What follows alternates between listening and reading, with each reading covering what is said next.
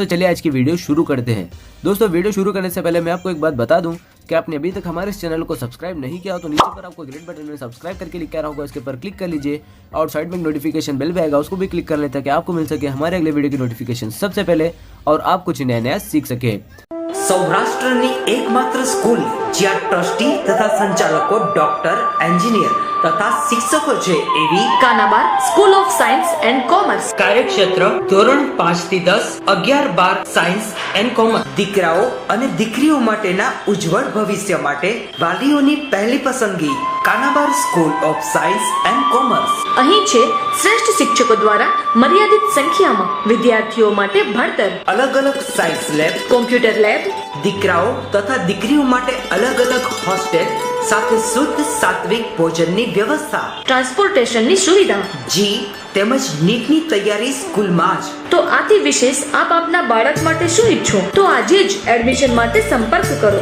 Unit 1 Kanabar school of science and commerce, Khamrod ચોકડી, Junagadh bypass, Junagadh. Unit 2 main post ઓફિસની પાછળ, શ્યામ વિદ્યાલય, સરકારી ગોડાઉન પાસે, ગાંધીગ્રામ, જુનાગઢ। નમસ્તે વિદ્યાર્થી મિત્રો, ગયા લેક્ચરમાં આપણે લોકો આલ્કેનના રાસાયણિક ગુણધર્મો વિશે અભ્યાસ કરતા હતા। એમાં છેલ્લા બે ગુણધર્મો બાકી હતા જે આપણે જોઈ લઈએ। આલ્કેનની વરાળ સાથે પ્રક્રિયા, આલ્કેનની પાણીની વરાળ સાથે પ્રક્રિયા। તો આલ્કેન મિથેનિક એની પાણીની વરાળ સાથે 1273 કેલ્વિન તાપમાને નિકલ ઉદ્દીપકની હાજરીમાં, ફરીવાર મિથેન ઉપર 1273 કેલ્વિન તાપમાને નિકલ ઉદ્દીપકની હાજરીમાં પાણીની વરાળ પસાર કરો તમે તો તમને કાર્બન મોનોક્સાઇડ અને હાઇડ્રોજન વાયુનું શું મળે તો કે મિશ્રણ મળે। શું મળે? મિશ્રણ મળે। આને ખરેખર શું કહેવાય? જળ વાયુ। મેં તમને અગાઉ પણ કીધું, પરંતુ હાઇડ્રોજનના ઔદ્યોગિક ઉત્પાદન માટે આ પદ્ધતિ ઉપયોગી છે। હાઇડ્રોજનના ઔદ્યોગિક ઉત્પાદન માટે આ પદ્ધતિ વપરાય છે। આપણે અગાઉ આ પદ્ધતિ ભણી ગયા, એ જ પદ્ધતિ છે, બીજું કશું નવું નથી। એટલા માટે મેં ગયા લેક્ચરમાં વસ્તુ નથી લીધી કારણ કે તમને આ મગજમાં આ વસ્તુ લાઈટ આવે કે નહીં હું થોડું એ વિચારું, એ જોવા માંગતો હતો। તો ફરી એકવાર, આલ્કેનની પાણીની વરાળ સાથે પ્રક્રિયા કરો એટલે હાઇડ્રોજન વાયુ મળે આપણને। તો હાઇડ્રોજન વાયુ બનાવવા માટેની આ પદ્ધતિ છે। ખરેખર તો જળ વાયુ મળે। કાર્બન મોનોક્સાઇડ અને હાઇડ્રોજનના મિશ્રણને શું કહીએ આપણે? જળ વાયુ। શું કહીએ? જળ વાયુ। સ્ક્રીનશોટનો લઈ લો। ત્યારબાદની પ્રક્રિયા છે ઉષ્મીય વિભાજન।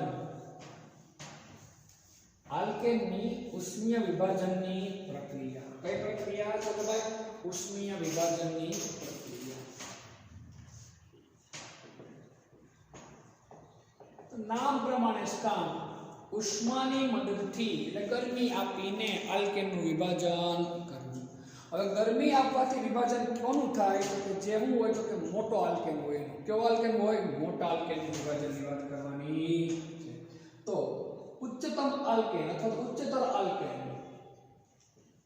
ઉચ્ચતર આલ્કેનનો શું કે જે આલ્કેન એનો કાર્બ મોટો, આજે methane, ethane, propane, butane, pentane એ બધા નાના કહેવાય। 10 કે થી વધુ સંખ્યાવાળા હોય એને ખરેખર વધારે મોટા કહેવાય। પછી તમે 5 નું કે 6 નું કરી શકો, એક્ઝેક્ટ નહીં કરી શકો, એવું નથી ના કરી શકો। પણ મિથેન, ઇથેન, પ્રોપેન, બ્યુટેન એ બધા ઉચ્ચતર ન કહી શકાય, શરૂઆતના આલ્કેન કહેવાય। તો ઉચ્ચતર આલ્કેન કોની વાત કરીએ આપણે તો કે ઉચ્ચતર આલ્કેન સંયોજનોને ઊંચા તાપમાને, ઉચ્ચતર આલ્કેન સંયોજન કોને કહેવાય? ફરીવાર સમજો, જેમાં કાર્બન પરમાણુની સંખ્યા કેવી હોય તો કે ભાઈ વધારે। કેવી હોય? વધારે। એને ક્યાં કહેવાય તો કે ભાઈ ઉચ્ચતર આલ્કેન સંયોજનો તરીકે ઓળખવામાં આવે છે। ને ઊંચા તાપમાને શું કરતા તો કે ભાઈ ગરમ કરતા। શું કરતા? ગરમ કરતા। તેઓ નિમ્નતર આલ્કેન કે આલ્કીનમાં વિઘટન પામે। તેને શું કહેવાય? ઉષ્મીય વિભાજન તરીકે ઓળખવામાં આવે છે. ક્યાં નામ ઓળખવામાં આવે? ઉષ્મીય વિભાજન તરીકે ઓળખવામાં આવે છે. ઉચ્ચતર આલ્કેન એટલે કે વધુ પ્રમાણમાં લાંબી કાર્બન શૃંખલા ધરાવતો આલ્કેન એને તમે ઊંચા તાપમાને ગરમ કરો તમે તો એવું નિમ્નતર આલ્કેન એટલે જેમાં ભાઈ કાર્બન પરમાણુ સંખ્યા કેવી હોય? ઓછી. એમાં કે આલ્કેનમાં પરિવર્તન પામે. આને શું કહેવાય? તો કે ભાઈ ઉષ્મીય વિભાજન તરીકે ઓળખવામાં આવે છે. એક્ઝામ્પલ આપણે સાદું છે C6 ચોપડીમાં આપ્યું મુજબ H14. C6H14 એનું નામ શું થયું? તો કે ભાઈ હેક્સેન. શું નામ થયું? હેક્સેન. આમાંથી C6H12 મળે, હેક્સેન મળે, હાઇડ્રોજન વાયુ છૂટો મળે. આ શું મળ્યો? તો કે આલ્કીન મળ્યો. આલ્કેનમાંથી શું મળ્યો? આલ્કીન. એક પ્રક્રિયા થાય. કઈ થાય? બીજી પ્રક્રિયા થાય C4H8 C2H6. આ શું મળ્યો? તો કે ભાઈ બ્યુટીન. અને આ શું મળ્યો? તો કે ઇથેન. ત્રીજી એક પ્રક્રિયામાં આ વસ્તુ બને આપણે C3H6 શું બન્યો? તો કે ભાઈ પ્રોટીન. વત્તા આપણને લોકોને શું મળશે? તો કે ભાઈ C2H4. આ શું થયું? તો કે ભાઈ ઇથીન. અને વત્તા શું મળે? તો કે ભાઈ મિથેન. આનું શું કર્યું કહેવાય? તો કે ભાઈ ઊંચા તાપમાને શું કર્યા ને? ગરમ. તો નિમ્નતર આલ્કેન કે આલ્કેનમાં શું પામે? તો કે ભાઈ વિઘટન પામે. આ પ્રક્રિયાને કઈ પ્રક્રિયા તરીકે આપણે બધા ઓળખીએ? તો કે ઉષ્મીય વિભાજનના નામે ઓળખીએ છીએ. ક્યાં નામ ઓળખીએ આપણે લોકો? તો કે ભાઈ ઉષ્મીય વિભાજનના નામે ઓળખવામાં આવે છે. હવે આ પ્રક્રિયાને આ આલ્કેનના ઉષ્મીય વિભાજનની પ્રક્રિયાને મુક્તમૂલક પ્રક્રિયા પણ કહે છે. કઈ પ્રક્રિયા કહેવાય? તો કે ભાઈ મુક્તમૂલક પ્રક્રિયા તરીકે પણ ઓળખવામાં આવે છે. ખાસ કરીને કેરોસીન તેલ અથવા પેટ્રોલ. કેરોસીન તેલ અથવા પેટ્રોલ. કોની વાત કરું તમે લોકો? શું કે ભાઈ કેરોસીન તેલ અથવા પેટ્રોલમાંથી તેલ વાયુ બનાવવા માટે આ પ્રક્રિયા શું છે? તો કે આપણને ભાઈ ઉપયોગી છે. બનાવવા માટે આ પ્રક્રિયાનો સિદ્ધાંત ઉપયોગમાં લેવાય છે. તમને મેં એક્ઝામ્પલ આપું તો કે ભાઈ ડોડેકેન. કોણ? ડોડેકેન 10 કરતા વધુ કાર્બન સંખ્યા ધરાવતું એક સંયોજન છે. કોણ? તો કે ડોડેકેન. C12H26. આને શું કહેવાય? તો કે ડોડેકેન. આ ડોડેકેન છે ને તમે નિકલ ઉદ્દીપક હોય, પ્લેટિનમ હોય કે પેલેડિયમ ઉદ્દીપકની હાજરીમાં કયો ઉદ્દીપક? તો કે ભાઈ નિકલ, પ્લેટિનમ કે પેલેડિયમ ઉદ્દીપકની હાજરીમાં 973 કેલ્વિન તાપમાને ગરમ કરો તમે. ક્યાં તાપમાને ગરમ કરો તમે લોકો? તો કે ભાઈ 973 કેલ્વિન તાપમાને ગરમ કરો. તો C6 C7 આ કેરોસીનનો ઘટક છે. કોનો ઘટક છે? તો કે કેરોસીનનો ઘટક. ગરમ કરો તો C7H60 આ કોણ છે? તો કે હેપ્ટેન. કોણ મળે? હેપ્ટેન. અને બીજું C5H10 પેન્ટીન નું મિશ્રણ મળે. કોનું મિશ્રણ મળે? હેપ્ટેન અને પેન્ટીન નું મિશ્રણ મળે છે. કોનું? હેપ્ટેન અને પેન્ટીન નું મિશ્રણ મળે છે. જો 7 ને 5 12 16 ને 10 26 બની જાય. ફરી એકવાર ઉષ્મીય વિભાજન. કયું વિભાજન? તો કે ભાઈ ઉષ્મીય વિભાજન. ઉચ્ચતર આલ્કેન સંયોજનોને ઊંચા તાપમાને ગરમ કરતા તેઓ નિમ્નતર આલ્કેન કે આલ્કીનમાં વિઘટન પામે. કોઈ એક માહિતી લખો તો ખોટું પડે નહીં. 2 માર્ક્સ માટે આપણી પરીક્ષા માટે આ બધી વસ્તુ શું કહેવાય? તો કે ઇનફ કહેવાય. હવે આલ્કેનના આ ઉષ્મીય વિભાજનની પ્રક્રિયાને કઈ પ્રક્રિયા કહેવાય? તો કે મુક્તમૂલક પ્રક્રિયા તરીકે પણ ઓળખવામાં આવે છે. કેરોસીન તેલ, પેટ્રોલમાંથી તેલ વાયુ બનાવવા માટે આ પ્રક્રિયાનો સિદ્ધાંત શું કરાય? તો કે ઉપયોગ કરવામાં આવે છે. C12H22 ડોડેકેન કે જે કેરોસીનનું છે ઘટક છે. એને તમે નિકલ, પ્લેટિનમ કે બેરિયમ ઉદ્દીપકની હાજરીમાં 973 કેલ્વિન તાપમાને ગરમ કરો તમે, તો હેપ્ટેન અને પેન્ટીનનું તમને લોકોને શું મળે કે ભાઈ મિશ્રણ મળે છે. કોનું મિશ્રણ મળે? હેપ્ટેન અને પેન્ટીનનું આપણને લોકોને શું મળે તો કે મિશ્રણ મળે છે. આ એક ખૂબ અગત્યનો પોઈન્ટ છે, સ્ક્રીનશોટ આનો લઈ લો. પછી એક વધુ એક ખૂબ અગત્યનો પોઈન્ટ ભણીએ આપણે સંરૂપણ. શું ભણીએ? સંરૂપણ.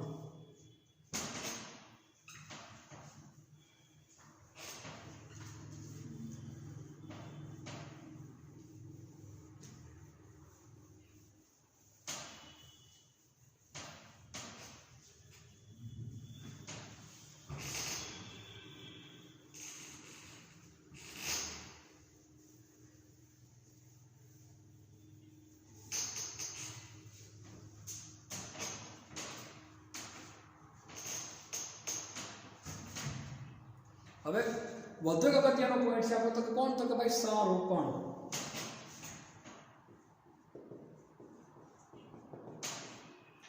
સંરૂપણ આનું બીજું નામ શું થશે તો કે ભાઈ સંરૂપણીય સમઘટકો, અથવા આને ક્યાં નામ ઓળખશો આપણે? તો સંરૂપણીય સમઘટકો.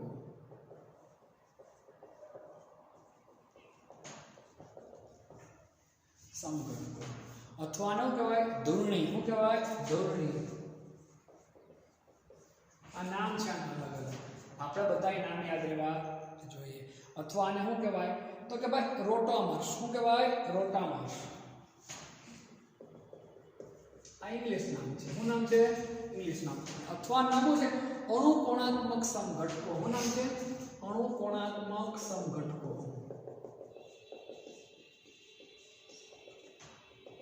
આ ગમે તે બોલો શબ્દ થશે એક. આપણે બધા જ નામ શું કરવા જોઈએ તો કે ભાઈ આવડવા જોઈએ. શું થવા જોઈએ તો કે આવડવા જોઈએ.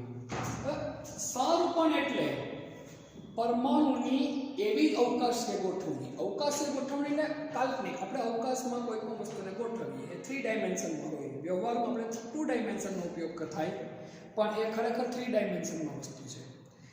એટલે તમે જો મોડલ બનાવો તો સરળતાથી સમજી શકો, બાકી તમારે એને કાલ્પનિક રીતે સમજવી પડે. પણ જો તમે મોડલ બનાવી શકતા હોય, ઘરે છો અને તમે સરસ મજાની એવું કહેવાય સ્ટીક નાનકડી લઈ તેમાં કાર્બન ગોઠવી બટેટા સ્વરૂપે અથવા નાની દડી સ્વરૂપે, એમાં તમે 3 ચોક્કસ જગ્યાએ હોલ પાડી નાની બીજી સળી અથવા સ્ટીક મૂકી અને એમાં નાના બીજા પરમાણુ ગોઠવી દો.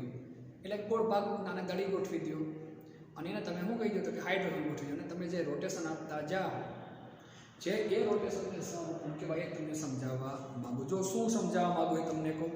તમારી પાસે એક સાડી હોય, કાંથી મોટી હોય ચાલે. અહીંયા બંને સાઈડ કાં બટેટું ચાલે, ગોળ એક વ્યવસ્થિત હોવું જોઈએ, અથવા તો પછી બીજી કોઈ દડી હોય એમાં ફિટ કરી દેવાની. એ દડીમાં ચોક્કસ પ્રકારના 3 હોલ પાડી દેવાના. ત્યાં નાના હોલ પાડી એમાંથી સળી પસાર કરી અને એ સળીના છેડે તમારે નાના બીજા બોલ મૂકી દેવાના, નાની દડી મૂકી દેવાની. બંને સાઈડ આ રીતે કરવાની. ઇથેન બની ગયો 2 કાર્બન અને બંને કાર્બનની સાઈડ 3 કેટલા? હાઇડ્રોજન 120 ડિગ્રીના ખૂણે. અને કોઈ એક કાર્બનનું તમે શું આપો? ભ્રમણ આપો. શું આપો? ભ્રમણ. એક કાર્બનનું ભ્રમણ થાય એટલે તમને લોકોને ખૂણાનામ આપતો સમાન જ એક, પણ એના કારણે તમને એના સમઘટકો અસંખ્ય જોવા મળે. એ સમઘટકોને આપણે ક્યાં નામ ઓળખીએ? સંરૂપણ અથવા તો સંરૂપણીય સમઘટકો, ધ્રુણી, રોટામર્સ કે અણુકોણાત્મક સમઘટકો, આ નામે ઓળખીએ છીએ. બહુ સહેલી વસ્તુ છે. ફરીવાર તમને કહું છું, એક વ્યવસ્થિત સળી લીધી, એમાં તમે 2 બોલ ફિટ કર્યા જે થોડા મૂવેબલ હોય, વ્યવસ્થિત રીતે ગોળ ફરી એકવા જે રીતના. બોલ નહીં તો બટેટા પણ ફિટ કરી શકો. એ બટેટામાં તમે દીવાસળી તો નહીં પણ વ્યવસ્થિત રીતે આપણે શું કહેવાય કે હાવણાની સળી ફિટ કરી અને એના છેડા હાઇડ્રોજનના કરી નાખો, અથવા ન્યાય એક નાનું કંઈક ચિપકાવી દો કોઈ વસ્તુ, એટલે હાઇડ્રોજન તમારે લાગે. તમે બંને સાઈડ આવું કરીને એક સાઈડનો ફેરવો તમે બટેટું, તો એની રચનામાં શું થવા માંડે? ફેરફાર થવા માંડે. શું થવા માંડે? ફેરફાર થવા માંડે. એ જે ફેરફાર છે એ ફેરફારને શું કહેવાય? સંરૂપણ. શું કહેવાય? સંરૂપણ. આ મેં તમને સાદી ભાષામાં વાત કરી. હવે આ જ વસ્તુ આપણે કોની ભાષામાં અભ્યાસ કરીએ તો કે વિજ્ઞાનની ભાષામાં. પરમાણુઓની એવી અવકાશીય ગોઠવણી પરમાણુઓની કોની તો કે ભાઈ પરમાણુઓની એવી અવકાશીય ગોઠવણી કે જે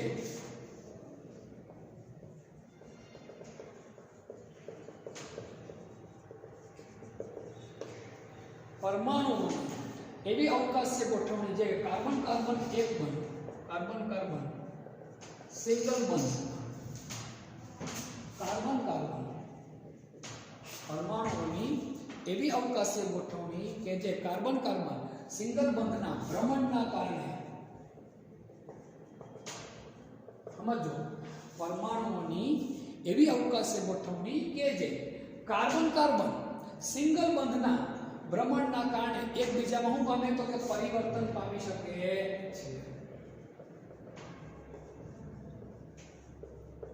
પરિવર્તન પામે તેને શું કહેવાય સ્વરૂપણીય સમઘટકો ધ્રુણી રોટામાસ કે અનુકૂળાત્મક સમઘટકો કે અગત્યનો પોઈન્ટ છે ખાસ મગજમાં રાખવાનો આપણે પરમાણુની એવી અવકાશીય ગોઠવણી કે જેમાં કાર્બન કાર્બન સિંગલ બંધના ભ્રમણ મેં તમને ન કીધું કાર્બન કાર્બન સિંગલ બંધ હોય ને એનું શું થાય તો કે ભ્રમણ થાય એમાં એક કાર્બન સ્થિર હોય ને બીજા કાર્બનનું શું થાય ભ્રમણ એના કારણે એકબીજામાં પરિવર્તન પામે તેને શું કહેવાય સ્વરૂપણ અથવા સ્વરૂપણીય સમઘટકો અથવા ધોરણી અથવા રોટામાસ અથવા તો અણુકોણાત્મક સમઘટકો તરીકે ઓળખવામાં આવે છે આમાં કાર્બન કાર્બન વચ્ચેના સિંગલ બંધ વચ્ચે ભ્રમણ કરવામાં આવે છે કેમાં તો કે કાર્બન કાર્બનના સિંગલ બંધ વચ્ચેના સિંગલ બંધ વચ્ચે ભ્રમણ કરવામાં અથવા ભ્રમણ આપવામાં આવે છે અહીંયા માત્ર ને માત્ર અચક્રીય આલ્કેનમાં જ આ ઘટના જોવા મળે યાદ રાખજો આ ઘટના અથવા સ્વરૂપણ અચક્રીય આલ્કેનમાં જ જોવા મળે છે કેમાં જોવા મળે અચક્રીય આલ્કેનમાં કેમાં અચક્રીય આલ્કેનમાં અને અસંખ્ય સમઘટકો મળે છે કેવા તો કે ભાઈ અસંખ્ય કેવા અસંખ્ય સમઘટકો મળે છે હવે કાર્બન કાર્બન બંધ છે એ સંપૂર્ણ એનું ભ્રમણ સંપૂર્ણ મુક્ત હોતું નથી કાર્બન કાર્બન બંધનું ભ્રમણ સંપૂર્ણ મુક્ત હોતું નથી એને આશરે 1 થી 20 કિલો જૂલ ઉર્જા જેટલું પ્રતિ મોલ કેટલા તો કે ભાઈ 1 થી 20 કિલો જૂલ પ્રતિ મોલ જેટલી ઉર્જાનો અવરોધ લાગુ પડે છે બાજુમાં રહેલા હાઇડ્રોજન ના આકર્ષણ અપાકર્ષણના કારણે સંપૂર્ણ મુક્ત હોતું નથી અને સંપૂર્ણ મુક્ત ન હોય છતાંય તમે ફેરવો એટલે શું આવે તો કે વિકૃતિ શું આવે વિકૃતિ ઈ પ્રક્રિયાને કઈ પ્રક્રિયા કહેવાય તો કે મરોડી વિકૃતિ શું કહેવાય મરોડી વિકૃતિ તરીકે ઓળખવામાં આવે સમજાવો પહેલા કાર્બન કાર્બન બંધનું સંપૂર્ણપણે મુક્ત ભ્રમણ હોતું નથી 1 થી 20 કિલો જૂલ પ્રતિ મોલ જેટલી ઉર્જા શું મળે તો કે અવરોધ મળે છે આ અપાકર્ષણના કારણે કોના કારણે તો કે આ અપાકર્ષણની આંતરક્રિયાના કારણે વિકૃતિ ઊભી થાય વિકૃતિ આવે છે તેને શું કહેવાય તો કે મરોડી વિકૃતિ શું કહેવાય મરોડી વિકૃતિ કહે છે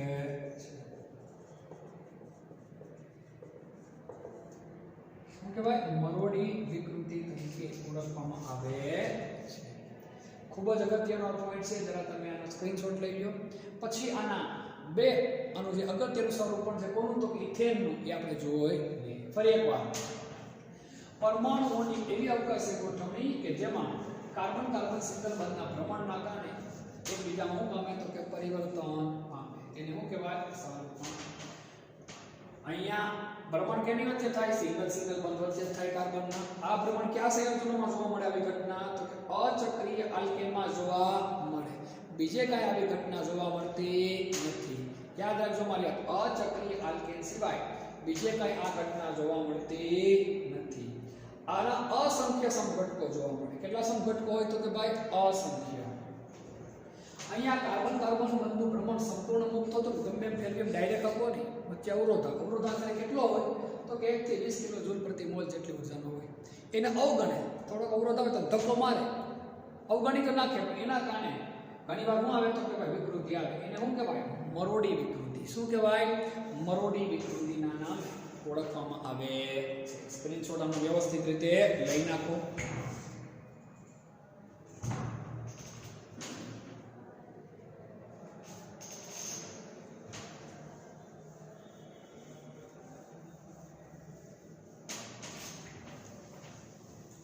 હવે આ જ વસ્તુ આપણે ભણવાની છે. કેમાં ભણવાની છે તો કે ઇથેનમાં. કેમાં? ઇથેનમાં.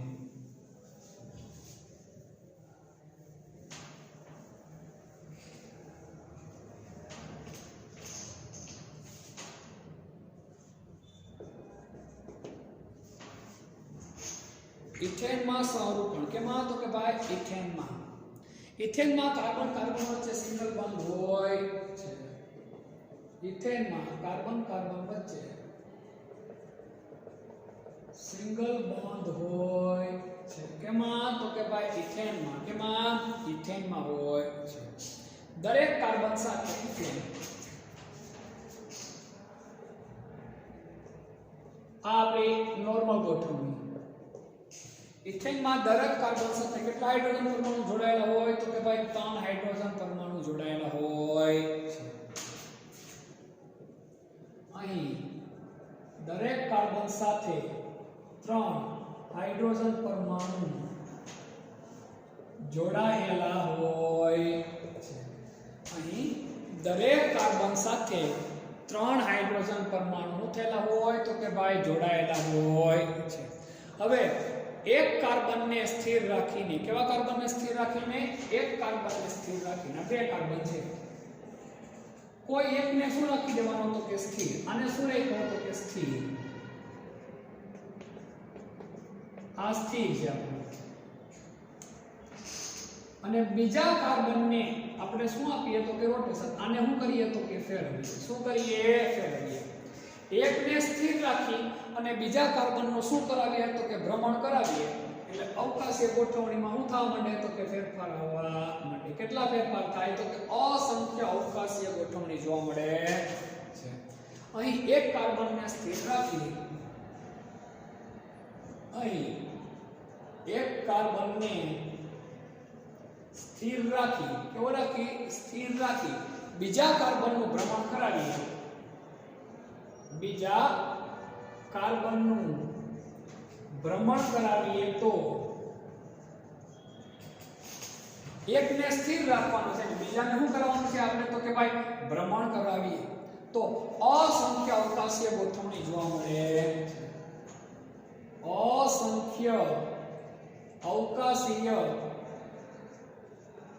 ગોઠવણી જોવા મળે છે. કેવી જોવા મળે ગોઠવણી અવકાશીય? અસંખ્ય અવકાશીય ગોઠવણી જોવા મળે છે.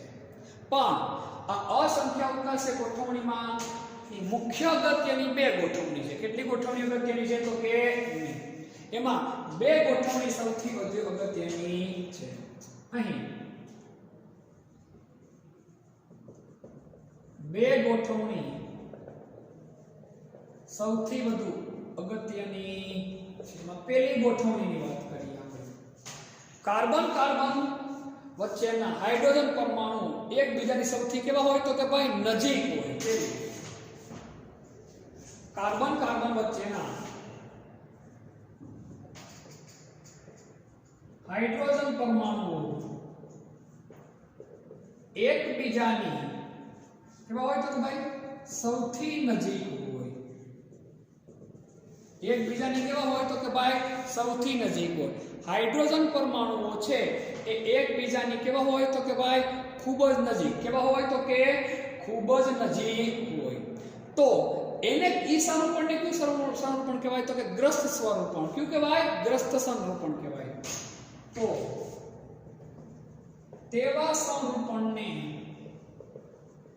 ગ્રસ્ત સમરૂપણ કહે છે. ખાસ યાદ રાખજો, હાઇડ્રોજન પરમાણુ જે 6 હાઇડ્રોજન પરમાણુ એકબીજાની કેવા હોય તો કે ભાઈ નજીક નજીક. કેવા હોય? નજીક નજીક. તો એને શું કહેવાય તો કે ગ્રસ્ત સમરૂપણ. શું કહેવાય? ગ્રસ્ત સમરૂપણ તરીકે ઓળખીએ છીએ. ક્યાં સમરૂપણ તરીકે ઓળખીએ તો કે ગ્રસ્ત સમરૂપણ તરીકે આપણે લોકો એને ઓળખીએ છીએ. પરંતુ જો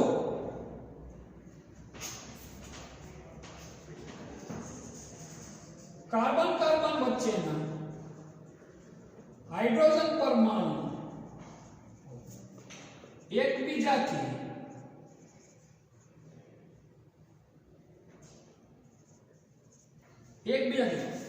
સૌથી વધુ દૂર હોય, સૌથી વધુ દૂર હોય,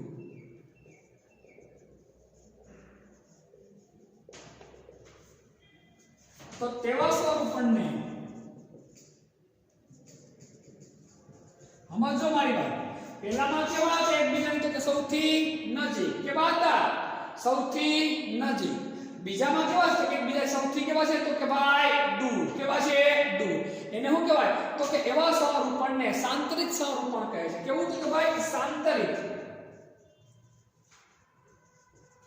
સ્વરૂપણ કહે છે. યાદ રાખજો, સૌથી અગત્યની બે ગોઠવણી. એક ગોઠવણીમાં હાઇડ્રોજન પરમાણુ એકબીજાની કેવા તો કે ભાઈ નજીક નજીક. કેવા? નજીક નજીક. જ્યારે બીજી ગોઠવણીની અંદર હાઇડ્રોજન પરમાણુ કેવા તો કે એકબીજાની કેવા તો કે દૂર દૂર. કેવા? દૂર દૂર. આ બે સિવાયની ત્રીજી કોઈ પણ પરિસ્થિતિ હોય, સમજો મારી વાત, આ બે સિવાયની ત્રીજી કોઈ પણ પરિસ્થિતિ હોય તો એને શું કહેવાય તો કે મધ્યવર્તી સ્થિતિ. શું કહેવાય તો કે મધ્યવર્તી સ્વરૂપણની સ્થિતિ તરીકે ઓળખવામાં આવે. સમજો ખાલી, આના સિવાયના એકમાં દૂર સૌથી અને એકમાં સૌથી કેવા નજીક. એકમાં હાઇડ્રોજન પરમાણુ સૌથી દૂર, એકમાં હાઇડ્રોજન પરમાણુ કેવા તો કે સૌથી નજીક. આના સિવાયની વાત કરું, ખાસ સમજો મારી વાત, ખાસ મારી વાત મગજમાં રાખજો. આ બે સ્થિતિ સિવાયની, આ બંને સિવાયની કોઈ પણ મધ્યવર્તી સ્થિતિને, આ બંને સિવાયની કોઈ પણ મધ્યવર્તી સ્થિતિને, એટલે આ સિવાયનું બીજું કોઈ પણ પ્રકારનું બંધારણ હોય, આ બંને સિવાયની બીજી કોઈ પણ મધ્યવર્તી સ્થિતિને અથવા મધ્યવર્તી સ્વરૂપણને શું કહેવાય? વિષમતલીય સ્વરૂપણ કહે છે. સ્થિતિ અથવા તો સ્વરૂપણને, સ્વરૂપણ શબ્દ લખાય, સ્વરૂપણને શું કહેવાય? વિષમતલીય સ્વરૂપણ કહે છે. સૌથી અગત્યના બે, એકમાં હાઇડ્રોજન પરમાણુ એકબીજાને કેવા સૌથી નજીક, બીજામાં હાઇડ્રોજન પરમાણુ એકબીજાથી કેવા તો કે સૌથી દૂર. પણ જે સિવાયની કોઈ સ્થિતિ હોય તેને શું કહેવાય? વિષમતલીય સ્વરૂપણ તરીકે ઓળખવામાં આવે છે. કેવા સ્વરૂપણ તરીકે ઓળખવામાં આવે? વિષમતલીય સ્વરૂપણ તરીકે ઓળખવામાં આવે છે. હવે આ ત્રણેય સ્વરૂપણમાં, બધા સ્વરૂપણમાં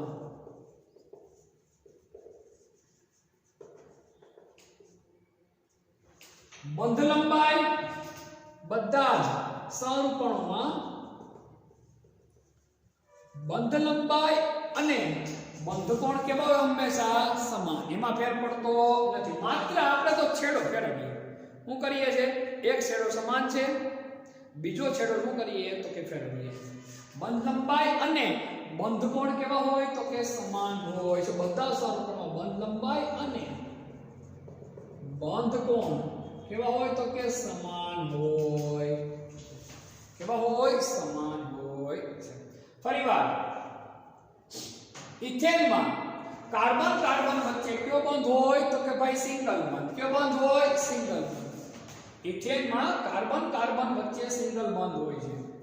અહીંયા દરેક કાર્બન સાથે ત્રણ કેવા પરમાણુ આવેલા હોય? હાઇડ્રોજન પરમાણુ. કયા પરમાણુ આવેલા હોય? હાઇડ્રોજન પરમાણુ. એક કાર્બનને સ્થિર રાખીને બીજા કાર્બનનું ભ્રમણ કરાવો તો તમને અસંખ્ય અવકાશીય ગોઠવણી જોવા મળે. કેવી અવકાશીય ગોઠવણી જોવા મળે? અસંખ્ય, ઘણી બધી વધુ અવકાશીય ગોઠવણી આપણને જોવા મળે. પણ આપણા માટે સૌથી અગત્યની બે ગોઠવણી. પહેલી કઈ? હાઇડ્રોજન પરમાણુ એકબીજાની કેવા હોય? નજીક નજીક, સૌથી નજીક. અને બીજી કઈ? સૌથી દૂર હોય. બાકીની કોઈ પણ અવસ્થાની આપણે મહત્વની વધારે નથી. કાર્બન કાર્બન વચ્ચેના હાઇડ્રોજન પરમાણુ એકબીજાની સૌથી કેવા હોય નજીક, તો એવા સ્વરૂપણને કયું સ્વરૂપણ કહેવાય? ગ્રસ્ત. કયું કહેવાય? ગ્રસ્ત. જ્યારે કાર્બન કાર્બન વચ્ચેના હાઇડ્રોજન પરમાણુ એકબીજાથી કેવા હોય? સૌથી વધુ દૂર હોય, તો એને કઈ કહેવાય? સાંત્રિત સ્વરૂપણ. કેવું કહેવાય? સાંત્રિત. પણ આ સિવાયની કોઈ પણ સ્થિતિ હોય તેને શું કહેવાય? વિષમતલીય સ્વરૂપણ. કેવું કહેવાય? વિષમતલીય સ્વરૂપણ. જે આપણે તેનો અભ્યાસની જરૂર નથી. હવે બધા સ્વરૂપોમાં બંધ લંબાઈ અને બંધ કોણ કેવી હોય? તો કે ભાઈ સમાન. કેવી હોય? સમાન. હવે ખૂબ જ અગત્યનો પોઈન્ટ તમને અહીંયા સમજાવું. ગ્રસ્ત સ્વરૂપણ છે તેમાં હાઇડ્રોજન પરમાણુ એકબીજાને કેવા હોય? નજીક નજીક. હાઇડ્રોજન પરમાણુ એકબીજા નજીક નજીક હોય એટલે અપાકર્ષણ શું થાય? વધે. અપાકર્ષણ શું થાય? વધે. એટલે આ જે બંધારણ છે એ સૌની સ્થાયિત્વતા કેવી હોય? સૌથી ઓછી. કેવી હોય? સૌથી ઓછી. સ્થાયિત્વતા સૌથી ઓછી. આ સ્વરૂપણની સ્થાયિત્વતા કેવી હોય? તો કે ભાઈ સૌથી ઓછી. કેવી હોય? સૌથી ઓછી હોય છે. શું કામ સૌથી ઓછી હોય? કારણ કે અહીંયા હાઇડ્રોજન પરમાણુ એકબીજાની કેવા છે? નજીક નજીક. એટલે એકબીજાને વચ્ચે શું કરશે? તો કે ધક્કો મારશે. શું કરશે? ધક્કો મારશે. એટલે અપાકર્ષણ શું થાય? વધે. શું થાય? વધે. અને અપાકર્ષણ વધે એટલે સ્થાયિત્વતા શું થાય? ઘટે. શું થાય? ઘટે. આથી સેમ ઉલટું અહીંયા દૂર હોય એટલે અપાકર્ષણ શું થાય? ઘટે. શું થાય? ઘટે. દૂર હોય એટલે અપાકર્ષણ ઘટે. અપાકર્ષણ ઘટે એટલે સ્થાયિત્વતા શું થાય? વધે. યાદ રાખવા જેવી વાત આ છે કે ભાઈ ગ્રસ્ત સ્વરૂપણ અને સાંત્રિત સ્વરૂપણમાં કયું સ્વરૂપણ સ્થાયી? તો કયું આવશે? તો કે સાંત્રિત. કયું આવે? સાંત્રિત. શું કામ? કારણ કે એમાં હાઇડ્રોજન પરમાણુ એકબીજાથી દૂર હોય એટલે અપાકર્ષણ શું થાય? ઘટે. શું થાય? ઘટે. જ્યારે અહીંયા અપાકર્ષણમાં શું થાય? તો કે ભાઈ વધારો થાય છે. મોસ્ટ અગત્યનો પોઈન્ટ છે. તમે વ્યવસ્થિત રીતે સ્ક્રીનશોટ લઈ લો આને. એટલે ઇથેનની અંદર ગ્રસ્ત અને સાંત્રિત એ બંને સ્વરૂપોને સોહાસ અને ન્યુમેનની રીતે દર્શાવવાની રીત આપણે સમજીએ. સ્ક્રીનશોટ આનો લઈ લો, એકદમ વ્યવસ્થિત રીતે સમજી લો આને.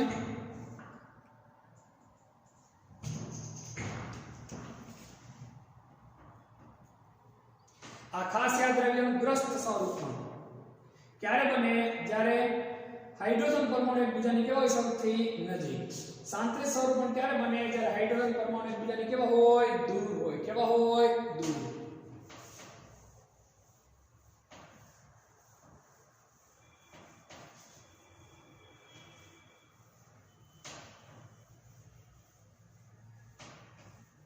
હવે આ ગ્રસ્ત અને સાંત્રિત સ્વરૂપને દર્શાવવા માટે મુખ્ય બે રીત છે. કેટલી રીત છે?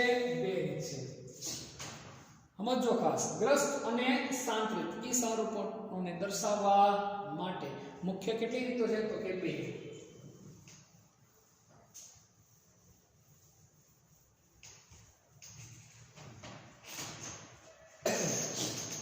ફરીવાર ગ્રસ્ત અને સાંત્રિત કેવા? તો કે ભાઈ ગ્રસ્ત અને સાંત્રિત સ્વરૂપોને દર્શાવવા માટે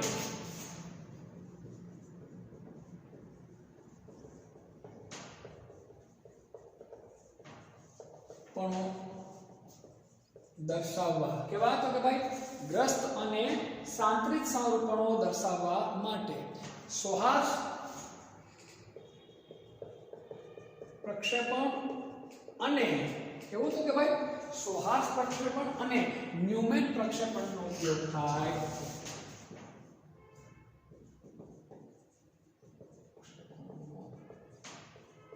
ઉપયોગ થાય છે ક્યાં? તો કે સોહાસ અને ન્યુમેન. તો પહેલા આપણે સોહાસ પ્રક્ષેપણ.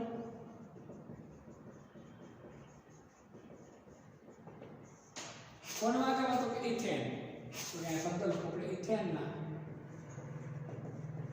ગ્રસ્ત એટલે ખબર ને? હાઇડ્રોજન પરમાણુ કેવા? નજીક નજીક. સોહાસ સોરી સાંત્રિત એટલે કેવા? હાઇડ્રોજન પરમાણુ કેવા? તો કે દૂર દૂર. કેવા? દૂર દૂર. પહેલું આપણું પ્રક્ષેપણ છે કયું? તો કે ભાઈ સોહાસ પ્રક્ષેપણ. કયું પ્રક્ષેપણ? તો કે ભાઈ સોહાસ પ્રક્ષેપણ. અહીંયા અણુઓની આણ્વીય અક્ષની खास समझो અહીંયા ભાઈ આમાં અણુને આણ્વીય અક્ષ કેમાં તો કે આણ્વીય અક્ષની દિશામાં ગોઠવવામાં આવે અહીં બહુ સહેલું છે સમજો અણુને આણ્વીય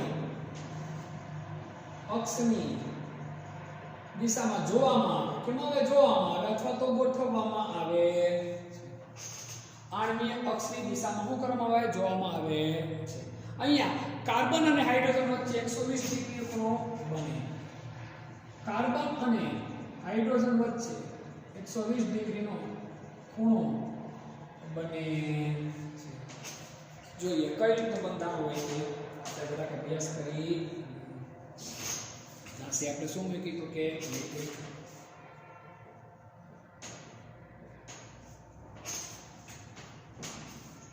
આપણે આની જરાક આકૃતિ બનાવી લઈએ એટલે તમને આગલી વસ્તુ સમજાઈ જાય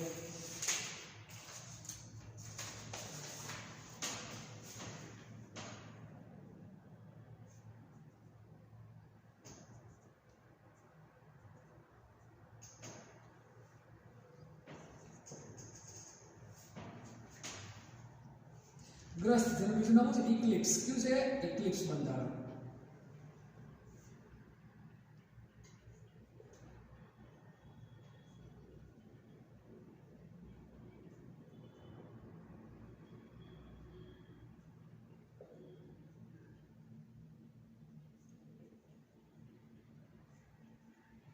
सांतरित શું કહેવાય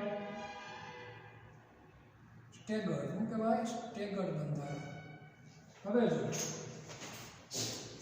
સુહાસ પ્રક્ષેપણ દ્વારા આપણે કોને બનાવી આકૃતિ બનાવી તો કે ઇથેનની તો ઇથેનની આકૃતિ સુહાસ પ્રક્ષેપણ દ્વારા આવી બને જેના બે બંધારણ એક તો ગ્રસ્તની અંદર હાઇડ્રોજન પરમાણુ એકબીજાની કેવા હોય નજીક નજીક જ્યારે સાંતરિકમાં એકબીજાથી કેવા હોય દૂર દૂર એટલે આમાં स्थायित्वता શું થાય તો કે વધુ આની સ્થાયિત્વતા શું તો કે ભાઈ ઓછી ઓછી આ ખાસ યાદ રાખવાનું આ કોની વાત કરી આપણે ઇથેનના સુહાસ પ્રક્ષેપણ દ્વારા આપણે બંધારણ દર્શાવ્યા બે ક્યાં બંને બંધારણ તો કે ભાઈ ગ્રસ્ત અને સાંતરિત ક્યાં ગ્રસ્ત અને સાંતરિત આ જ વસ્તુ હવે આપણે ભણવાની છે ન્યુમેન પ્રક્ષેપણ દ્વારા ક્યાં તો કે ભાઈ ન્યુમેન પ્રક્ષેપણ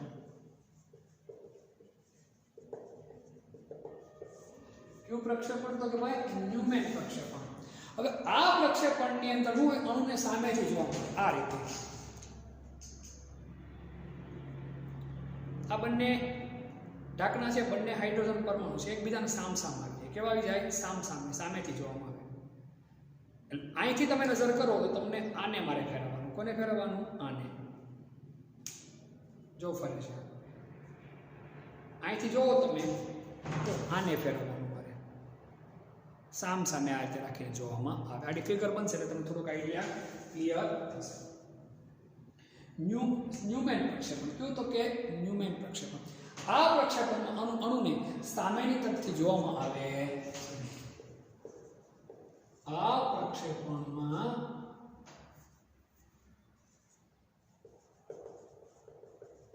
અણુને સામેની તરફથી જોવામાં આવે છે કેમાં જોવામાં આવે સામેની તરફથી જોવામાં આવે છે આગળ અને પાછળ મેં તમને કીધું એક આગળ ને એક તો કે પાછળ આગળ અને પાછળ બંને કાર્બન પર કેટલા હાઇડ્રોજન પરમાણુ જોડાયેલા હોય તો કે 3 હાઇડ્રોજન પરમાણુ આગળ અને પાછળ એમ બંને કાર્બન પરમાણુ પર 3 हाइड्रोजन परमाणु 120 डिग्री खूणे जोड़ाયેલા હોય છે અને કોઈ એકને ફેરવો તમે આ રીતે આકૃતિ જોઈ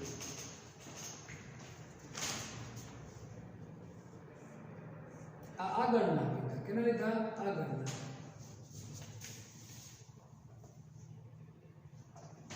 आ कोना तो के भाई पाछळ कोना पाछळ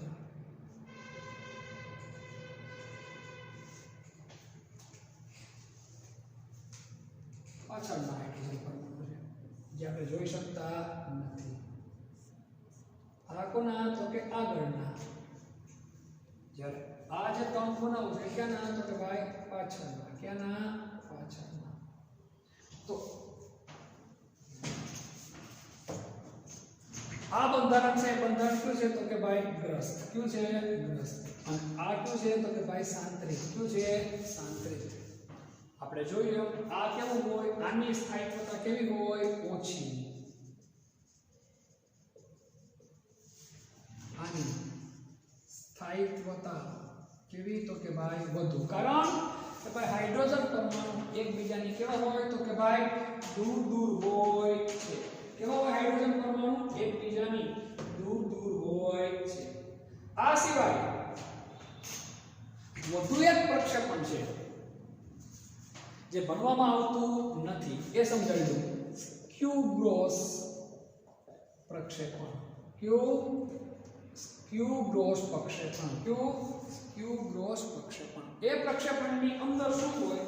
તો કે ભાઈ ક્યુ ગ્રોસ પ્રક્ષેપણની અંદર જે ગ્રસ્ત એટલે ક્લિપ સ્થિતિ હોય એમાં પાછળનો કાર્બન જે હોય, પાછળના કાર્બન એનું તમારે રોટેશન એવું દેવાનું કે 60 ડિગ્રી રોટેશન દેવાનું. કેટલા ડિગ્રી રોટેશન દેવાનું? આપણે 60 ડિગ્રી રોટેશન દેવાનું. ત્યારે ક્યુ ગ્રોસ પ્રક્ષેપણ જોવા મળે. યાદ રાખજો, ક્યુ ગ્રોસ પ્રક્ષેપણ જે અભ્યાસમાં નથી છતાંય તમને કહું છું, ક્યુ ગ્રોસ પ્રક્ષેપણ એમાં શું હોય? તો કે ભાઈ આ જે ગ્રસ્ત સ્થિતિ હોય, જેને શું કહેવાય? ઇક્લિપ્સ સ્થિતિ હોય, એમાં જે પાછળના કાર્બનનું રોટેશન કેટલા ડિગ્રીનું કરવાનું? તમારે 60 ડિગ્રીનું. કેટલા? 60 ડિગ્રી ફેરવતો જવાનું. કેટલા? 60 ડિગ્રી ફેરવતો જવાનું. તો એ જે પ્રક્ષેપણ બને અથવા સ્વરૂપણ બને એને શું કહેવાય? ક્યુ ગ્રોસ પ્રક્ષેપણ તરીકે આપણે લોકો ઓળખીએ છીએ. હવે આ છે મૂળભૂત વાત. ફરી એક વાત, ઇથેન છે એના ગ્રસ્ત અને સાંત્રિક સ્વરૂપોને દર્શાવવા માટે સોહાર્સ અને ન્યુમેન પ્રક્ષેપણનો શું થાય? તો કે ઉપયોગ થાય. સોહાર્સમાં શું હોય? તો કે અણુને આની અક્ષની દિશામાં જોવામાં આવે. કાર્બન હાઇડ્રોજન વચ્ચે 120 ડિગ્રીનો ખૂણો બને. આના બે બંધારણ જોવા મળે, ગ્રસ્ત અને સાંત્રિક. સાંત્રિકની સ્થાયિત્વતા કેવી હોય? વધુ. બીજું છે ન્યુમેન. આમાં અણુને સામેથી જોવામાં આવે. ક્યાંથી? તો કે ભાઈ સામેથી. આગળ ને પાછળના બે ભાગ જોવા મળે. અહીંયા આપણે 120 ડિગ્રીનો ખૂણો હોય. આમાં ગ્રસ્તની સ્થાયિત્વતા ઓછી, સાંત્રિકની સ્થાયિત્વતા કેવી? તો કે વધારે. પણ આપણે વાત થઈ હતી એમ કાર્બનનું ભ્રમણ સંપૂર્ણ હોતું નથી. આનો સ્ક્રીનશોટ પહેલા લઈએ પછી એ પોઈન્ટ કહું તમને.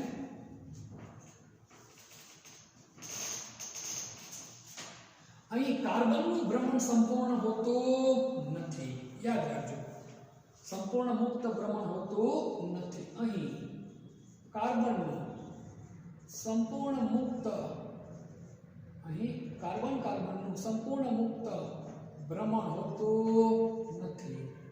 એને થોડીક ઉર્જા મળે. ઇથેનમાં કેટલી ઉર્જા મળે? ઇથેનમાં 12.5 કિલોજૂલ પ્રતિ મોલ ઉર્જા શું કરે? તો કે અપાકર્ષણ કરે. શું કરે? અપાકર્ષણ કરે. કેટલી? તો કે 12.5 કિલોજૂલ પ્રતિ મોલ આ ઉર્જાનો શું કરે? અપાકર્ષણ ઊભી કરે છે. આના લીધે જે વિકૃતિ ઊભી થાય તેને મરોડી વિકૃતિ કહે છે. કઈ વિકૃતિ કહેવાય? તો કે ભાઈ મરોડી વિકૃતિ. આને ખૂણાને કયો ખૂણો કહેવાય? મરોડી કોણ. કયો ખૂણો કહેવાય? તો કે ભાઈ મરોડી કોણ તરીકે ઓળખવામાં આવે છે. કયો? મરોડી કોણ. અથવા તો શું કહેવાય? દ્વિતલ કોણ કહે છે. પણ આ ઉર્જાને ફરી અવગણવામાં આવે. બરાબર? અને આ બંને બંધારણ જોવામાં આવે. સ્થાયી બંધારણ કયું? તો કે ભાઈ સાંત્રિક. કયું? સાંત્રિક. અને ઓછું સ્થાયી બંધારણ કયું? તો કે ગ્રસ્ત. કયું? ગ્રસ્ત. આટલો આપણે ખ્યાલ હોવો જોઈએ. સ્ક્રીનશોટ લઈ લો. આ વધુ એક અગત્યનો પોઈન્ટ આપણે શું કર્યો? તો કે ભાઈ પૂરો કર્યો છે. હવે આપણે વધુ અભ્યાસ આલ્કીનનો કરવાનો થાય, જે આપણે આના પછીના લેક્ચરમાં કરશું.